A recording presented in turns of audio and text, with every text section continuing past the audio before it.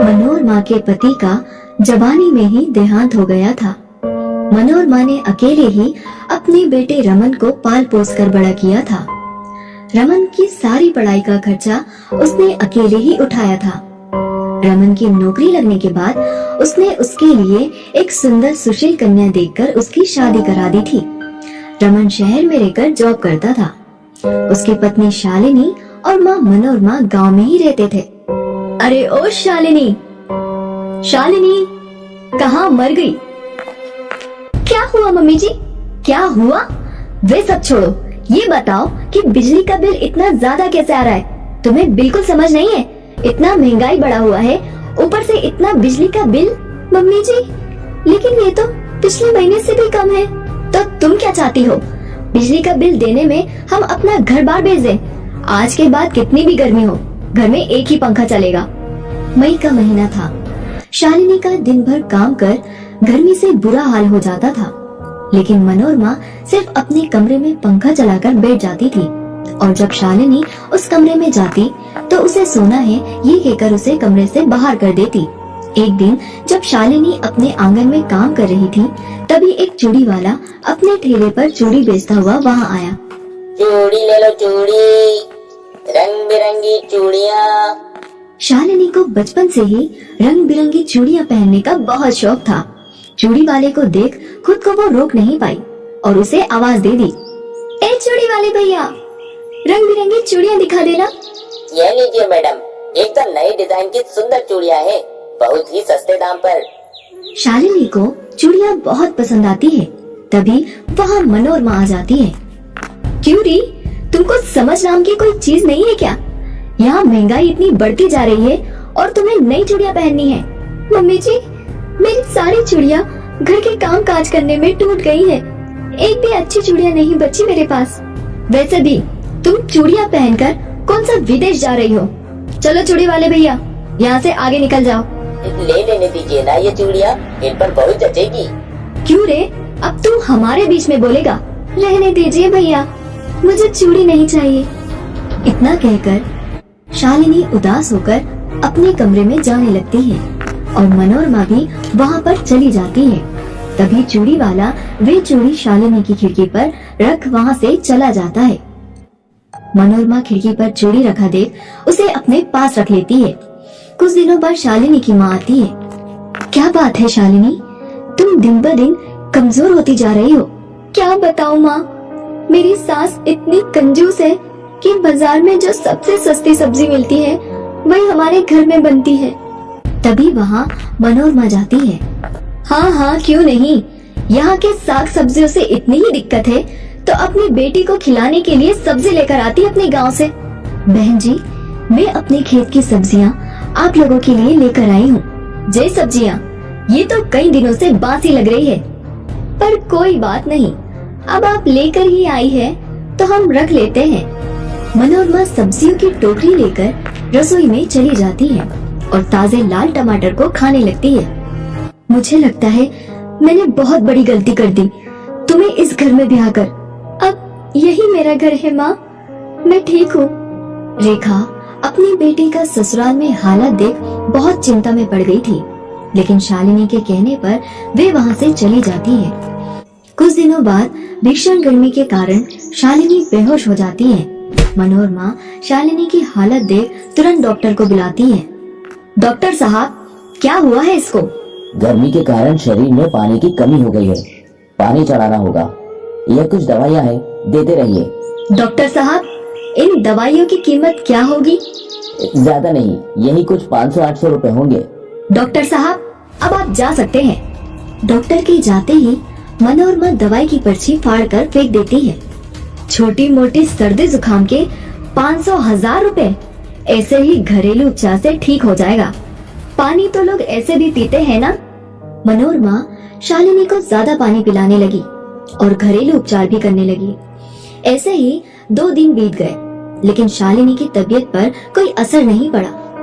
Mummy जी, आप मेरी माँ को बुला लीजिए या मेरे पति को बुला दीजिए, वरना मैं ऐसे ही पड़ी पड़ी मर जाऊंगी। तुम्हें मेरा इलाज पसंद नहीं तो मैं तेरी माँ को बुला देती हूँ। मनोरमा फोन कर रेखा को बुला लेती है। रेखा शालिनी को अपने साथ लेकर चली जाती है और वहाँ उसका अच्छे डॉक्टर से उपचार करती है। एक दिन रेखा मनोरमा के घर आती है। हाय रे, मेरी मति मारी गई थी जो मैंने तेरे घर में अपनी बेटी को बहू बनाकर भेजा। तेरी वजह से उसकी जान चली गई। क्या? शालिनी की जान चली गई? हाँ, तेरी कंजूसी की वजह से उसका सही वक्त पर इलाज ना हो पाया। मैं नहीं चाहती कि तेरा साया भी उस पर पड़े, वरना तुम मेरी बेटी के शव के ऊपर चढ़े फूलों की भी कीमत लगाने लगोगी। मनोरमा वहीं रोने लगती है और खुद को कोसने लगती है। हाय, मुझसे बहुत बड़ी गलती हो गई। आज मेरी कंजूसी के कारण बेचारी मेरी बहू की जान चली गई है। मैं अब से कंजूसी नहीं करूंगी। तभी शालिनी वहाँ जाती है। शालिनी को देख मनोरमा की खुशी का ठिकाना नहीं होता और वो उसे गले से लगा लेती है। मम्मी जी, बचत करना अच्छी बात है, लेकिन कंजूसी नहीं करनी चाहिए। बेटा, मैं अब से कभी भी कंजूसी नहीं करूंगी। हमें आपको यही समझाने के लिए ये नाटक करना पड़ा। मनोरमा ने कंजूसी छोड़ दी और सभी खुशी खुशी रहने लगे। रोशनी की शादी दीपक के साथ 6 महीने पहले ही हुई थी। जिस तरह हर लड़की ना जाने कितने अरमान लेकर ससुराल आती है, वैसे ही रोशनी भी आई थी। रोशनी बहू, कितनी रोटियां सेक रही है? देख, 3 तेरे ससुर जी की, 3 सुनील की और मुझे तो कम भूख है। मेरी 2 सेक दे, बाकी अपनी देख ले। तू भी वैसे 2 रोटी ही खाएगी। अरे हाँ, याद आया, 2 रोटी सुबह की बची हुई है। मैं और तू एक एक वो ले लेंगे तो 8 रोटी बहुत रहेंगी। कैसे घर में आ गई, जब देखो रोटियां गिनती रहती हैं। मेरा तो दिमाग खराब किया हुआ है। माँ, 6 महीने में इतनी कमजोर हो गई है आपकी बेटी। सासू माँ जब देखो रोटियां गिनती रहती है और हर वक्त टोकती रहती है। रोशनी बेटा, कोई बात नहीं, अपनी सास की बातों को दिल पर मत लगा। तू बस अपनी अच्छी बहू होने का फर्ज निभा। बाकी हर किसी की अपनी आदत होती है बोलने की। हम दूसरों को नहीं बदल सकते, खुद को ही बदल लो। तू चुप रहा कर, बोलने दिया कर जो भी बोले। रोशनी अपने काम में लग जाती है। अगले दिन, ये क्या रोशनी, तूने अभी तो दीपक के लिए चाय बनाई थी, अब दोबारा क्यों बना रही है? फ्राई पैन में बची हुई चाय रखी तो है, वही पी लेती। माँ जी, चाय थोड़ी देर भी पड़ी रहे तो उसका स्वाद बदल जाता है और मुझे ताजी चाय पीने की आदत है। तो ये चाय मुझे दे दे, इतनी महंगी चीनी पत्ती दूध वाली चाय है। माँ जी, सिर्फ 2 घूंटी तो है, ये क्या पियोगे? मैं ताजी बना रही हूँ, पी लो। नहीं, तू ये 2 घूंटी दे दे, मुझे बहुत है। सच में ऐसी कंजूस सास मैंने आज तक नहीं देखी। कुछ कहा तुमने रोशनी? नहीं माँ जी, मैं तो बस गीत गुनगुना रही थी। 100 साल जियो हमारी सासू जी, हमको लागत माँ से प्यारी सासू जी। 1 मिनट माँ जी, मैं अभी आई। क्या हुआ? चाय चढ़ाकर बाथरूम में कहाँ भाग रही है? रोशनी जैसे ही बाथरूम में जाती है उसे उल्टियाँ होने लगती हैं। थोड़ी देर बाद वो बाथरूम से बाहर आती है। क्या हुआ? सारी चाय सूख गई, इतनी देर लगा दी। पता नहीं माँ जी, कल से थोड़ा जी मिचला रहा था, उल्टियाँ हो गई। अरे, बदहजमी हो गई होगी, जा नींबू चाट ले, ठीक हो जाएगा। पर बदहजमी कैसे माँ जी, मैंने तो कुछ खाया ही नहीं। रोशनी कमरे में आकर अपनी माँ को फोन लगाती है। माँ, क्या करूँ फिर, आप ही बताओ, जाऊँ फिर डॉक्टर के पास या अभी रुक जाऊँ? 1 दिन और देख ले बेटा, नहीं तो एक काम कर, दीपक से प्रेगनेंसी टेस्ट करने वाली किट मंगवा लेना, हो सकता है तुझे दिन चढ़ गए हो। ठीक है माँ, कल तक देखती हूँ। रोशनी को शरीर में कमजोरी महसूस होने लगती है। तभी, क्या बात है रोशनी, इतने छोले चावल किसके लिए बनाए थे जब खाने नहीं थे? ये लोग तो सुबह लंच ले गए, उसके बाद वैसे के वैसे ही पतीले रखे हैं। जब नहीं खाने थे तो बनाए क्यों? माँ जी, मेरी तबीयत कुछ ठीक नहीं है, थोड़ी देर बाद खा लूंगी। अब रात को कुछ नहीं बनाना, यही पूरा हो जाएगा, समझी? कमला अपने कमरे में चली गई। रात में, रोशनी, ये कुकर में क्या बनाने की तैयारी है? छोले चावल रखे तो हैं, वही गर्म कर लेंगे। माँ जी, मेरी तबीयत ठीक नहीं है, इसलिए थोड़ी सी धुली मूंग की दाल की खिचड़ी बना रही थी। छोले रात में भारी हो जाएंगे मुझे। ये सही है, 2 उल्टी आई नहीं कि ढीले पड़ जाओ। बस चौथाई मुट्ठी बनाना अपने लिए, हम तीनों तो सुबह वाले छोले चावल ही खा लेंगे, इतनी महंगाई है भाई। बेचारी रोशनी पहले ही तबीयत खराब से परेशान थी, ऊपर से कमला की कंजूसी। अगले दिन रोशनी को फिर उल्टियाँ होने लगती हैं। वो दीपक को बताती है। वो प्रेगनेंसी टेस्ट किट ले आता है। रोशनी चेक करती है। दीपक, मैं माँ बनने वाली हूँ। क्या? ये तो बहुत ही खुशी की बात है रोशनी, मैं आज बहुत खुश हूँ। क्या तू माँ बनने वाली है? चल ठीक है, अब थोड़ी बचत करनी शुरू कर दे, आगे 2 से 3 हो जाओगे तो खर्चे बढ़ जाएंगे। माँ जी, मैं दीपक के साथ डॉक्टर के पास होकर आती हूँ। अरे, उसे क्यों परेशान कर रही है, उसे काम पर जाने दे, मेरे साथ चलना। दीपक काम पर चला जाता है। रोशनी कमला के साथ डॉक्टर के पास जाती है। मैंने रोशनी का चेकअप कर लिया है, सब कुछ ठीक है, बस अपने खान पान का ध्यान रखना और कोई भी चिंता फिक्र करने की जरूरत नहीं है। ये कुछ ताकत की दवाइयाँ और टॉनिक लेने हैं। कितनी फीस हुई डॉक्टर? जी 1500 रुपए। क्या 1500 रुपए? ये कुछ ज्यादा नहीं है, और दवाइयाँ अलग खरीदो। माँ जी, अभी तो दो, घर जाकर सुना लेना। अब इतने पैसे यहाँ लग गए, दवाइयाँ भी 1200 की आ गई। अब ऑटो के 80 रुपए नहीं दूंगी, पैदल चल ले। पैदल चलना गर्भवती के लिए अच्छा होता है। कहाँ फंस गई मैं इन जैसी कंजूस के साथ। कमला और रोशनी घर आ जाते हैं। अब रोशनी गर्भवती थी तो उसे ज्यादा ध्यान रखने की जरूरत थी, पर कमला की कंजूस आदत से वो कैसे पीछा छुड़ाती। एक दिन, रोशनी, ओ रोशनी, कहाँ है? माँ जी बाहर हूँ, ये दशहरी आम वाला भैया आया हुआ है, वही ले रही हूँ। ओ भैया, क्या भाव दे रहा है? अम्मा जी 70 रुपए किलो दिए हैं 2 किलो के। तुम 60 रुपए दे देना, बोनी का टाइम है। अरे क्या लूट मचा रखी है, औरतें देखकर भाव बढ़ा दिए। और ये आम तो हैं भी बिल्कुल बेकार पिलपिले से। पर माँ जी मेरा आम खाने का बहुत मन था। अच्छा तुझे आम खाना है, ये ले भैया 5 रुपए, ला एक आम दे दे। क्या अम्मा जी है इतनी कंजूसी, सिर्फ एक आम? तो क्या पूरा ठेला खरीद लूं? ला मुफ्त में दे, एक आम देगा, बड़ा आया बात करता है, चल जा यहाँ से।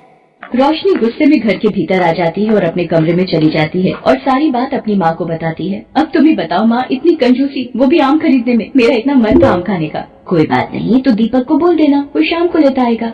उसी शाम रोशनी के ससुर रोशनी के लिए कुछ सामान ला। कमला, ये देसी घी और थोड़ा ड्राई फ्रूट, बादाम, काजू वगैरह लाया हूँ। रोशनी बहू को 9वां महीना लग गया है ना, उसे कुछ न कुछ खिलाती रहा करो। अरे आप भी ना, इतना देसी घी और ड्राई फ्रूट क्या करना था, थोड़े बहुत ही ले आते, बेकार की फिजूल खर्ची करते हो। लाओ दो, अच्छा मैं रसोई में रख देती हूँ। कमला सारे ड्राई फ्रूट और घी छुपा कर रख देती है। अरे इतने महंगे बादाम काजू थोड़े दे दूंगी, सारे खा जाएगी। ये घी भी एक कड़छी निकाल लेती हूँ, एक हफ्ता तो चली जाएगा, बाकी छुपा देती हूँ। रोशनी को कुछ समझ नहीं थी, माँ से वो इतनी बात फोन पर नहीं कर पाती थी। एक दिन, माँ जी पता नहीं मेरे हाथ पैरों में सूजन बढ़ती जा रही है, क्या मैं डॉक्टर को दिखाऊं? अरे ये छोटी छोटी बातों के लिए रोजाना डॉक्टर की फीस बनाते रहो। ये सूजन से कोई डरने वाली बात नहीं होती, ये तो गर्भावस्था में मामूली बात है। कमला के मना करने पर रोशनी हॉस्पिटल की विजिट के लिए भी नहीं जाती। एक शाम, रोशनी क्या हुआ? आंखें खोलो रोशनी। माँ, बाबूजी जल्दी आओ, रोशनी बेहोश हो गई है। अरे बिस्तर पर लिटा दे, थोड़ा पानी के छींटे डाल, आ जाएगा होश। दीपक कोशिश करता है पर रोशनी होश में नहीं आती। वो रोशनी को हॉस्पिटल लेकर भागता है। डॉक्टर वहाँ रोशनी का चेकअप करती है। ये क्या हाल बना दिया है आपने रोशनी का? आपको पता भी है रोशनी का बीपी कितना बढ़ा हुआ है? और इनकी तो अपॉइंटमेंट थी 15 दिन पहले की, वो भी मिस की हुई है। आपकी इतनी बड़ी लापरवाही से रोशनी की जान भी जा सकती है। माँ को पता था ना रोशनी को डॉक्टर के पास आना है? कमला घबरा चुकी थी, उससे बड़ी गलती हो चुकी थी। कमला, अब तो शर्म करो, इतनी कंजूसी, तुम अपनी ही बहू के साथ ये व्यवहार करोगी? मुझे नहीं पता था, वो तुम्हें माँ कहती है, उसने अपना मायका छोड़ हमारे घर को अपनाया है। अगर बहू या बच्चे को कुछ हो गया तो ऐसा ना हो सारी जिंदगी तुम्हें पछताना पड़े।